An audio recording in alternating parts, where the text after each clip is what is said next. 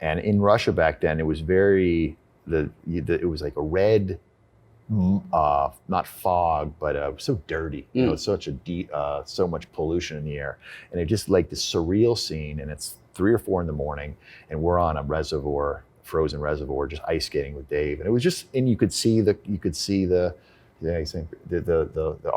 Russian architecture in the background. It was just beautiful, and then a cop came to arrest us or find out what the heck we're doing. Ladies and gentlemen, we are here with Coach Koll, head man at Cornell. Coach, thanks for taking some time. Well, thanks for coming to town. Love it. It's fantastic to see what you build here. Take us back to what it was like day one when you showed up here. You're an assistant for Coach Spates. Well, it started, I was away on a trip doing a clinic for Howard Ferguson at St. Ed's down in Cleveland. And I always tell a story. I got a call from my wife, and she let me know that she had accepted a job at Cornell, which is a little bit of embellishment, but not too much, because we were struggling at North Carolina. I was finishing up my degree. I had one class I had to finish up on to get my degree.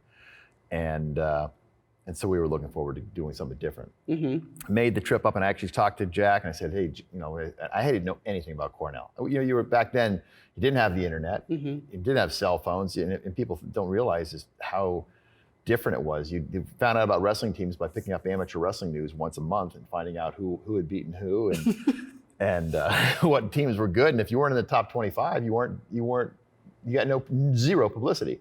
Growing up at State College, Pennsylvania, I knew what Cornell University was, but I didn't know much about the program. And I asked Jack, honestly, are we even any good? And he goes, no, but we're gonna be. And I still remember that conversation. And then driving up to Ithaca, and it was a day like today. It was overcast and snowy, and coming into the valley, going, good Lord, what have I done? It's middle of nowhere.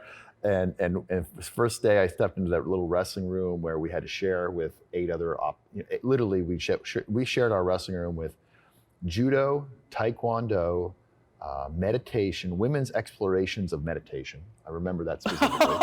Women's self-defense, a wrestling class, which I had to teach. I taught a wrestling class, and I taught a nautilus. And wow. And so it was a little bit different. We had a one weight room, and I'm not exaggerating. It was maybe twice. It wasn't even twice the size of this room. So it was about maybe 3,000, 4,000, 3,500 square feet. Okay. And the entire university, 36 different teams had to use that all at the same time.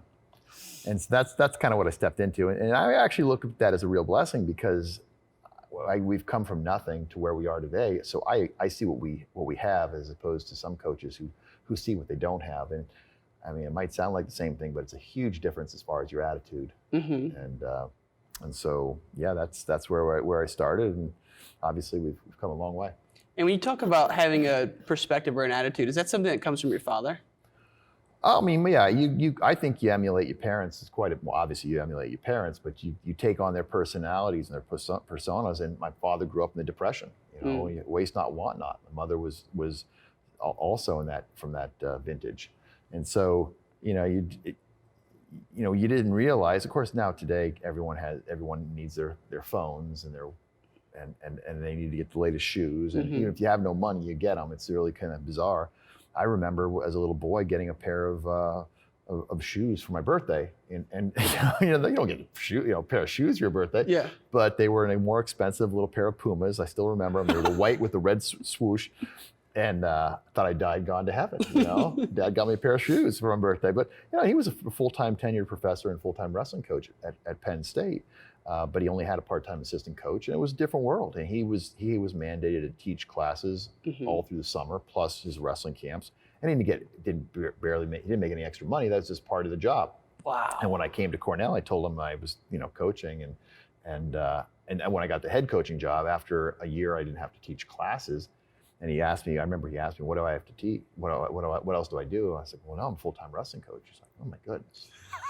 What do you do all day? I'm like, what do you mean what do I do all day? I'm really busy. So the sports specialization, back when I started, my God, I still consider myself one of the young upcoming coaches. but I guess I'm not so much anymore. But I remember when I started coaching, that's what you did. We had coaches. I remember the Virginia Tech coach was the soccer coach and the women's soccer coach and the wrestling coach, and you just did all those things. And so now, I mean, people just don't understand how good we've got it. Yeah. I mean, to see something like this, knowing your father was the head coach at Penn State for a number of years. Before that, UNI, never lost a college match, an Olympic wrestler. So he, really saw things at the grassroots level. But you talk about not specializing. He even took a break from wrestling to serve in the war. Did he talk about that on there? Yeah. Well, I don't know if he took a break. It's called the draft. Gotcha. So there's a little difference there.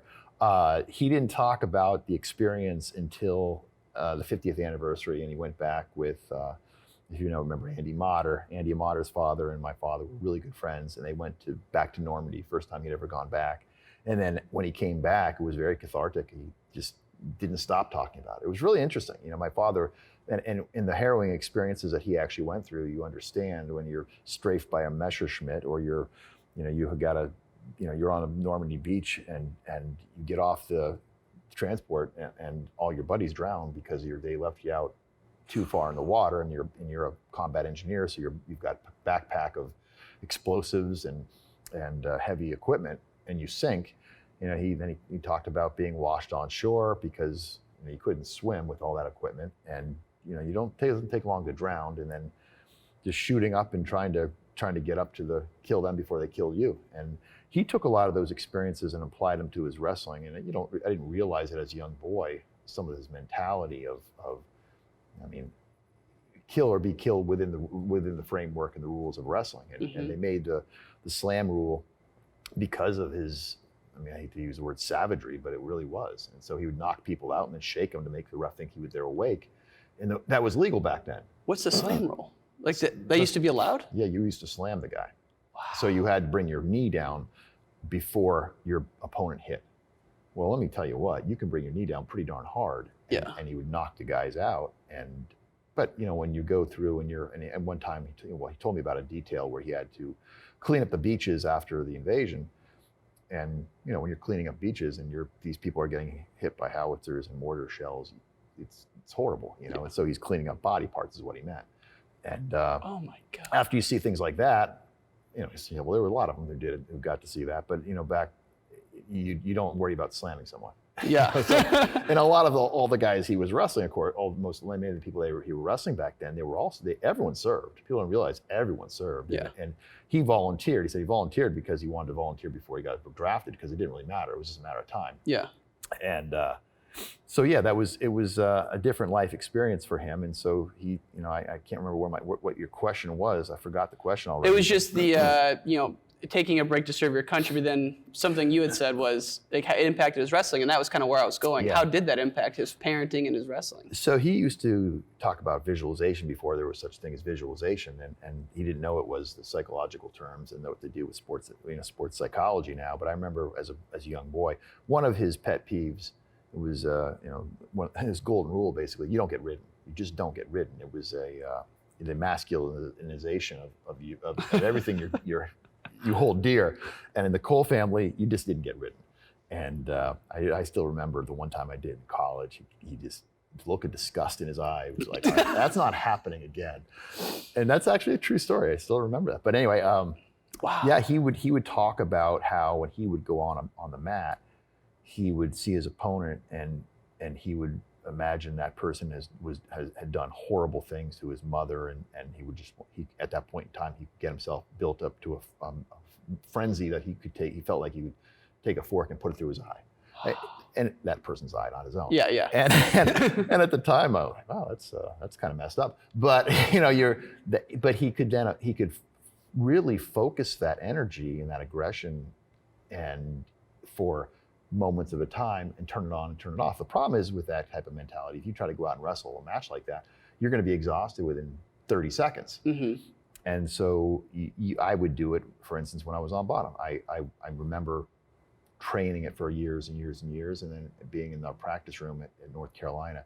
And it's just practice, but you have to make practice real. And not getting away and literally getting so emotional and I'm tearing up because I didn't get away. It was because I made it real. I made it real. And I used to think of the same thing. I would project something horrible is going to happen to my family. But it's a game, and it's just a psychological game that you play and you train. And I talk about that type of stuff in camps, and to our kids. But you can't just go, okay, well, I'll do that. So they get on the mat and say, go. Well, you can't make it real. You have to take years and years and years of training to make it to where literally I can do it right now. I mean, if I start to do it, I could get my hand to start shaking. I can turn it off and on. It's really kind of interesting how you can control those, whatever emotions, hormones are going through your body. But you got to be able to turn it off or you'll be absolutely exhausted. And so for me, it was if I got in on a single, if I got in, and I was probably 10% as effective as my father.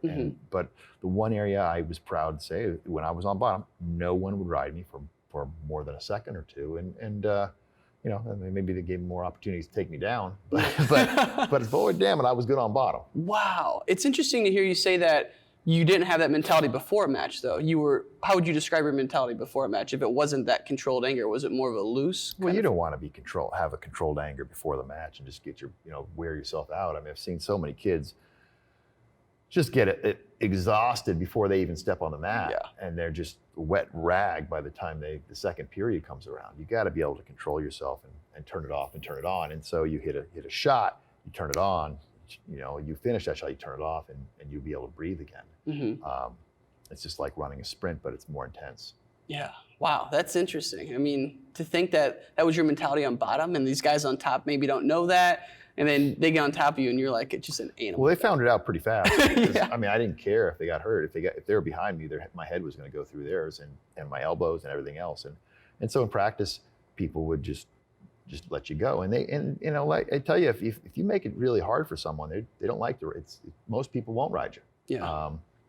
And I still remember being out in Iowa and finals of the Cyclone Open, and.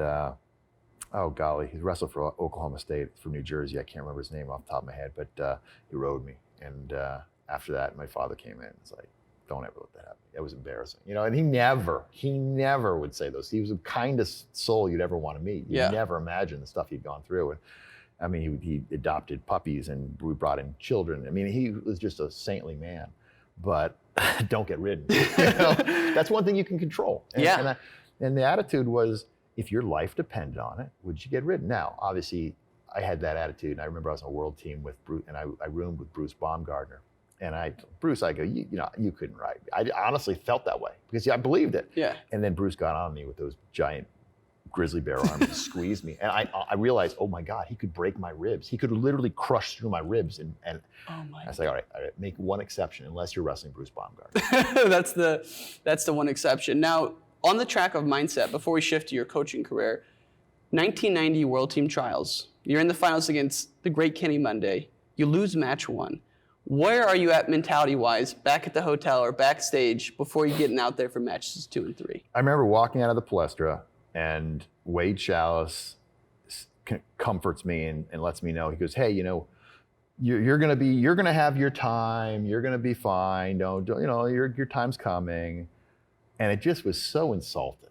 Like, what the heck? And I'm friends with Wade. Yeah. I've never told the story, but it just pissed me off so bad. My family was there and everything. I don't know. I think I went down and have a beer. I just was, it wasn't like, but it was just to relax because I was so pissed. And I'm like, well, I'm not waiting. I'm not going to wait for this. And, and I had an advantage. Kenny had to come through that ladder, so but hey, that was the system at the time, and I had had good matches with him before. I felt like at Oklahoma we wrestled. I think I lost a 1-point match. I really felt like I got jobbed that match. I had more trouble with guys like Dave Schultz. He completely controlled the ties. He knew he got into my head. And I probably wrestled him 7 times. I beat him once. I lost to him in overtime, maybe like 4 or 5 times, which it wasn't like I was tired. He just was so masterful. And even to this day, everything I do, not everything, but so much that I do in freestyle is from what he taught me. Because he brought me I was wrestling in New York AC and went to Russia with him, spent 2 weeks with Dave, and then joined Foxcatcher, which was, obviously that's another story Sure. altogether. You need a whole podcast to go over there, but.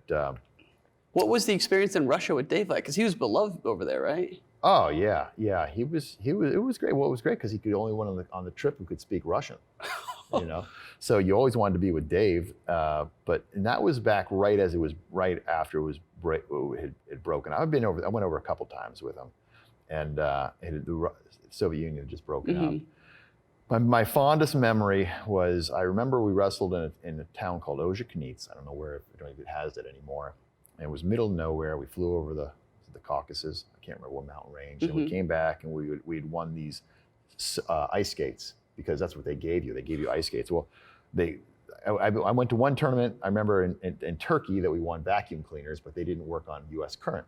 So I still remember John Smith giving us away. It was like the biggest insult to anybody. These were like, oh, he gave away this treasured vacuum cleaner. He's like, what the heck am I gonna do with a vacuum cleaner?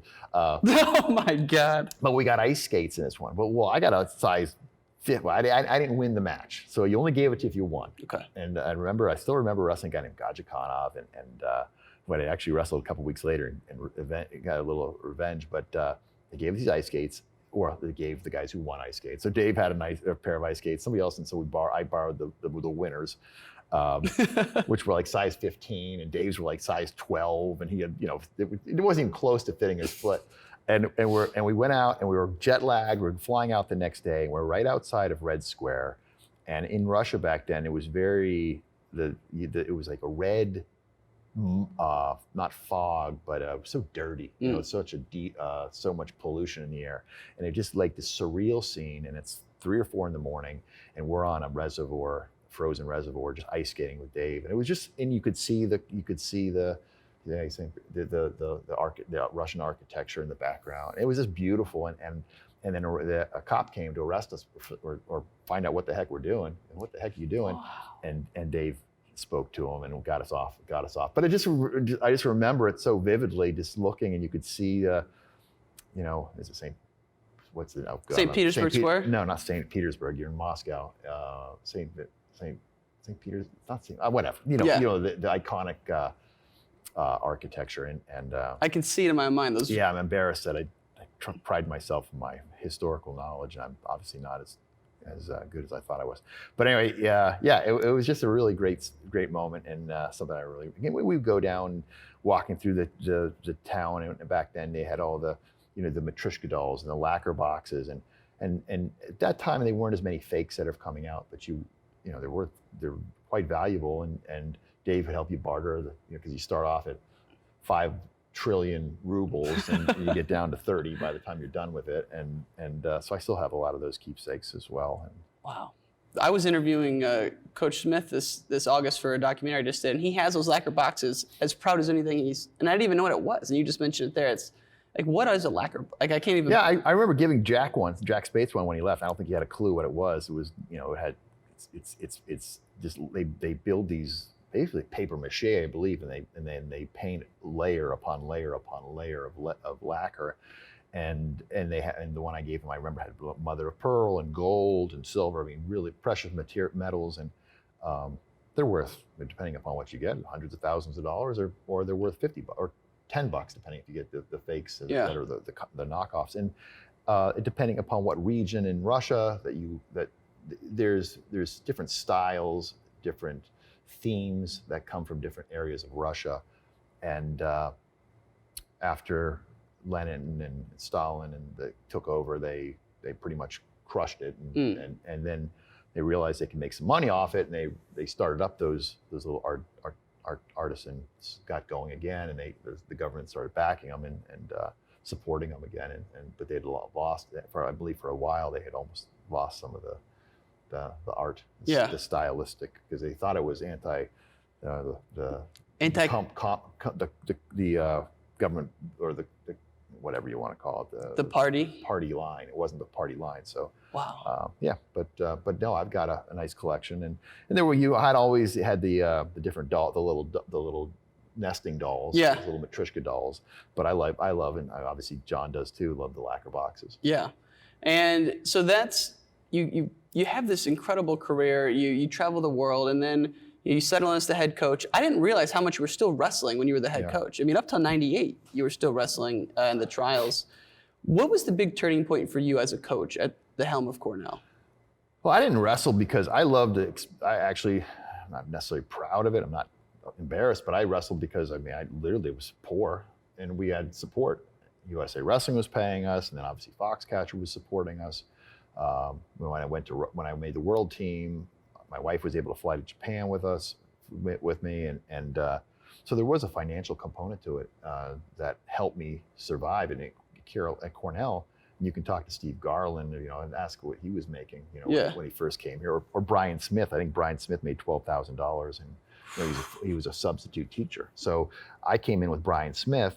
I made 18 and thought I died and gone to heaven, but it wasn't enough to barely pay the bills. And then Brian, Brian was making I think he made 12.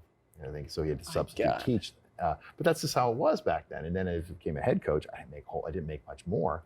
So I was still competing on and off. And I knew as soon as I started losing to people who were younger than me, I was going to get out of it. And that's when I had a lot of nagging injuries and neck injuries, but I could show up and take top 2 or 3, but it certainly wasn't my passion. My passion was coaching. I love the coaching side of the sport, and we also didn't have training partners. I mean, I remember training with the head coach Marty Nichols of Ithaca College, and then a guy named John Cotmell, who was a 125-pounder in college, and he was a high school teacher, So the Cornell guys, there wasn't the kind of level of competition. So I would drive down to Foxcatcher and work out with Dave and some other people on weekends to try to get a workout.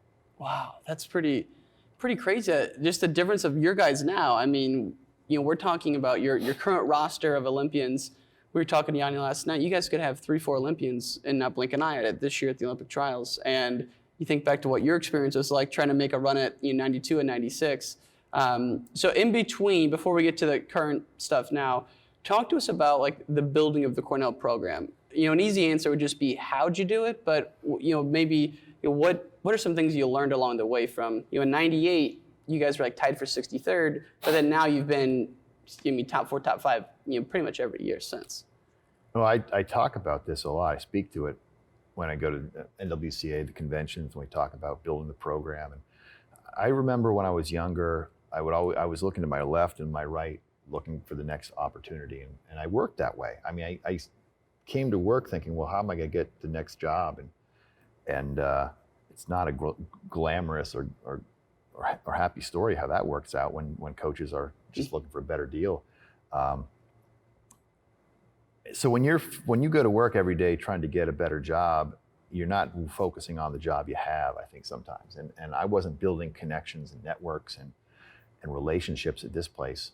I was trying to get, because why would I spend time developing things that would not be good for me when I'm coaching at another place, at a Big Ten or an ACC. And then I remember applying for any number of different programs, and I didn't get it. I remember the first one was Purdue. I knew the AD at Purdue, and they hired Jesse Reyes, and I applied, and so then it was, I think Lehigh came up, and then North Carolina Greensboro, and I wasn't even getting interviews.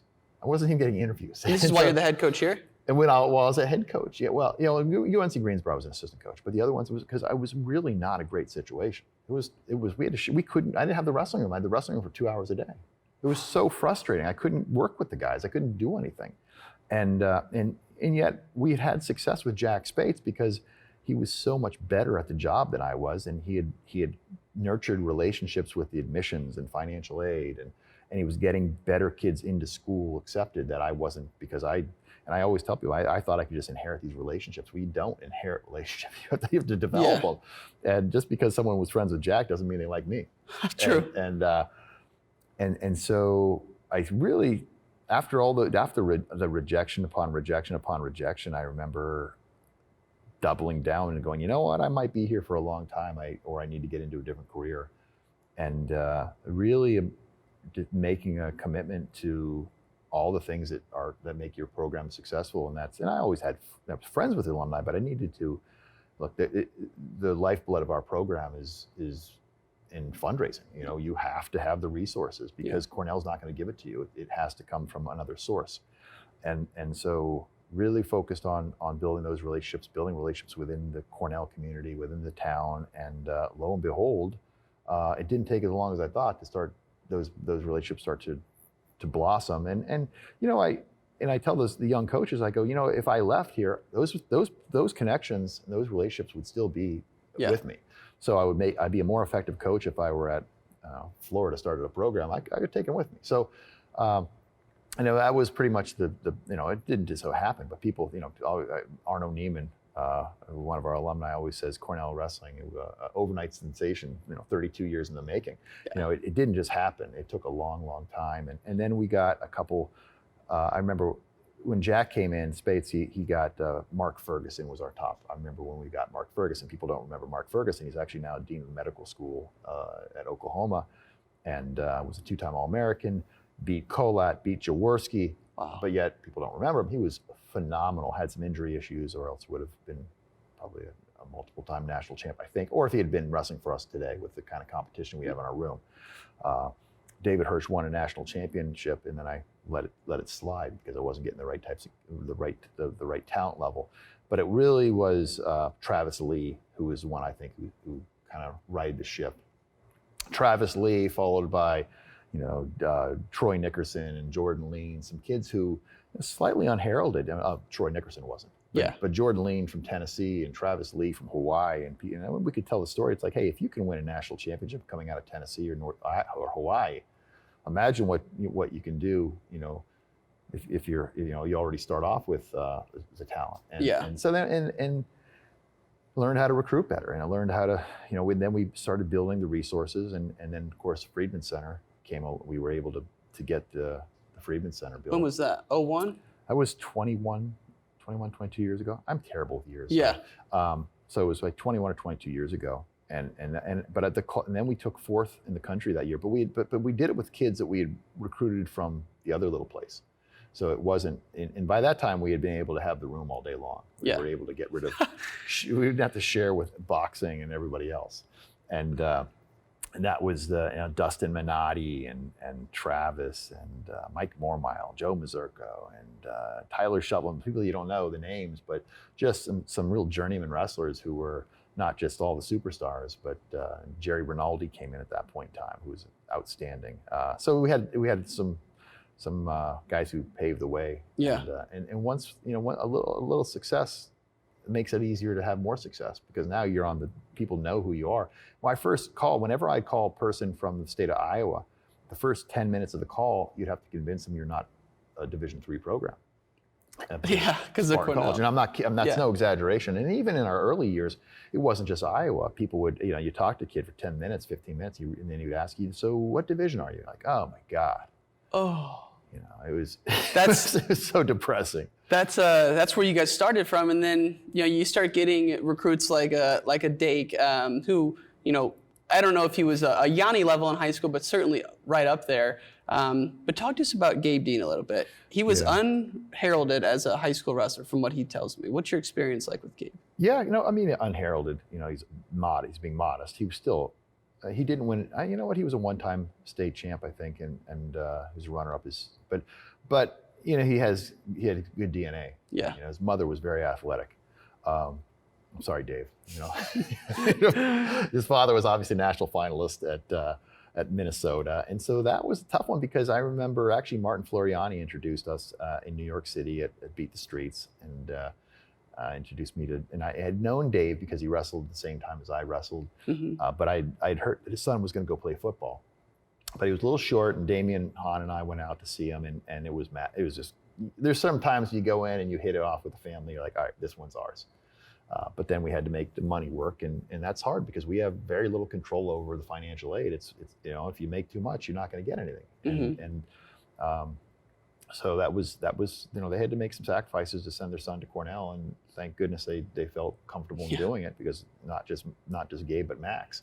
But he had the intangibles. You know, college wrestling in particular, you get real far on being real tough. And it's not the same so much in freestyle. You have to have very high level of athleticism, and he is very athletic, by the way. But he's just unbelievably tough as is Max, and as the parents are tough, So that was obviously a huge pickup for us. We didn't know at the time because we were recruiting 3 or 4 other guys who were better than him on paper. Yeah. We got the worst one of the bunch, thank God. Yeah.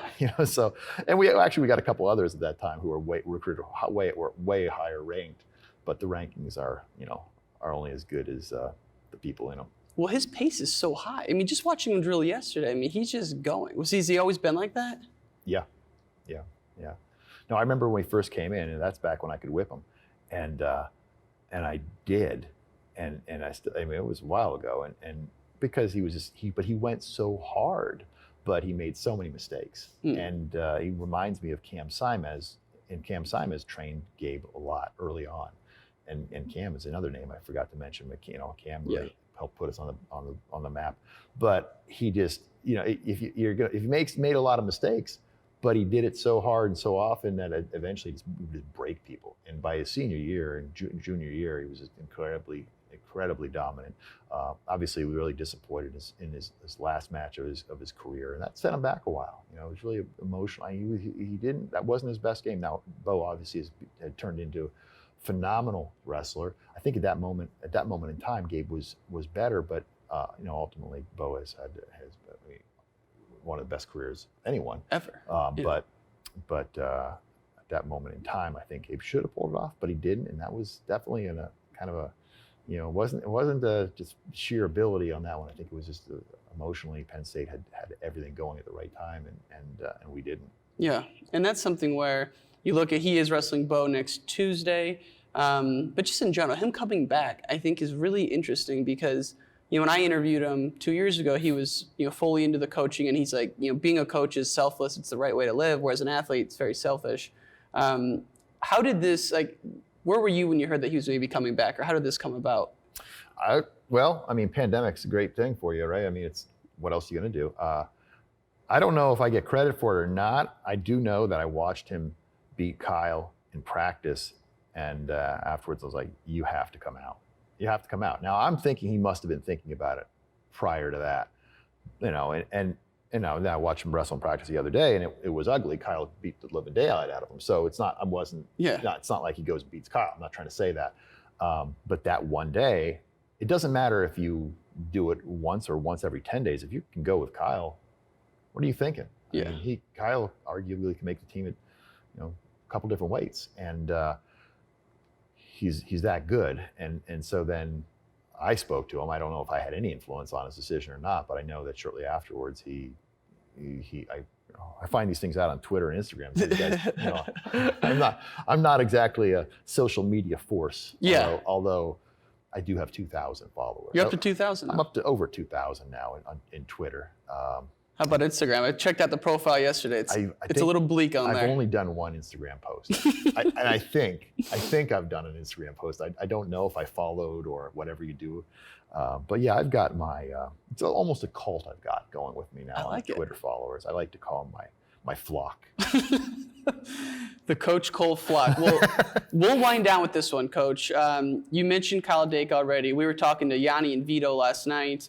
It's just incredible to think how many Olympians Cornell could put on the team. It could be 0, could be 4, could be, I don't know if there's guys at the other 2 weights, but I don't think so. So could have 4 Olympians, which is, if that's the case, I'm moving to Ithaca and we're hanging out all summer doing behind the scenes stuff.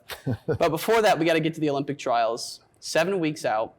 Royce Alger once told me that the Olympic trials is like one of the most interesting tournaments in the sense that if you win it, you're getting fitted with Versace, you're getting all the warm-ups. If you lose, you're walking to Steak and Shake in the rain. And I think he's referencing the 92 trials when Jackson beat him. Coming into this trials in 2021, I mean, for folks who are maybe Spartan followers but don't know wrestling, what are the stakes of the Olympic trials? I don't know if there's anything that's more all or nothing. I mean, I made a world team. I've won World Cups. I've beaten many world champions, and it's Rob who, and now I'm older and dirt now. Yeah. But even when I wasn't, it just, unless you get on that Olympic team, there's a huge asterisk as to your career, and that's just how it is. Kyle Dake is arguably one of the greatest wrestlers in the world right now. And if he doesn't make the darn Olympic team, that's great, but nobody gives a darn. And it's just, not that there's not money now as far as just the rewards, if you're talking financial rewards. There are certainly significant rewards now winning world championships, but the Olympics is where NBC comes in, and there's hundreds of millions of people, billions of people watching, as opposed to 5 to 10,000 wrestling fans. And it just you put the exponential difference is hard to fathom, because it's arguably easier to win an Olympic gold medal than a world championship. Because, isn't that funny? Yeah, you don't have 50 different stans in there. You have a lot of them. And you're going to have a higher level. Your average person's going to be better, but you might have a few guys missing the boat. I mean, heck, we got that situation in 65 right now in the United States. We got to qualify the darn weight. I forgot about that. Wow. Yeah, you can make the team and not be an Olympian. Wow, that's a whole nother can of worms. I totally forgot about that. The fact that, we're this close to it, it's kind of surreal to me. I mean, your guys are wrestling next Tuesday, maybe again in March in New Jersey, but after that, I would think things start getting real focused around here, in the sense of maybe not doing as many extra matches. I mean, just exciting to think we're that close to it. Last question, Coach. We're in a room here decorated with Spartan stuff. They sponsor your RTC guys, Yanni, Dave, Vito, the whole lot of them. Tell me about the impact of Spartan and the relationship you built with Joe DeSena. I love telling this story about the first time I met Joe. I was talking to Mike Novogratz. I think I told you this story earlier. And he goes, you should give Joe DeSena. You should talk to this Joe DeSena, meet this Joe DeSena. I go, who the hell is Joe DeSena? He said, you ever heard of Spartan races? I go, of course I've heard that. I said, well, Joe. I said, Mike, give me his number. So I get his number, and I just cold call him. It was a hell of a cold call, Heck yeah, it was. And literally within 5 minutes, he's outside our door. He happened to be walking across campus. And if you ever meet Joe, he has his 3 little boys, and they're all carrying kettlebells across the campus. If you've ever been on Cornell's campus, it's all uphill. Even when you're going down, it's uphill. It's crazy. And these poor little little guys were smiling, like, what the heck is going on here? What's the secret? And I do remember Novogratz saying, he's nuts, but he's our kind of nuts. And it's true. I mean, he is, whatever he does, he is 100% into it. And you got to be careful when you talk to him. It's like, if you throw an idea out, he goes, okay, do it. I'm like, hold on now. Yeah. One, I don't have the resources to do that. He goes, no, I'll take care of it.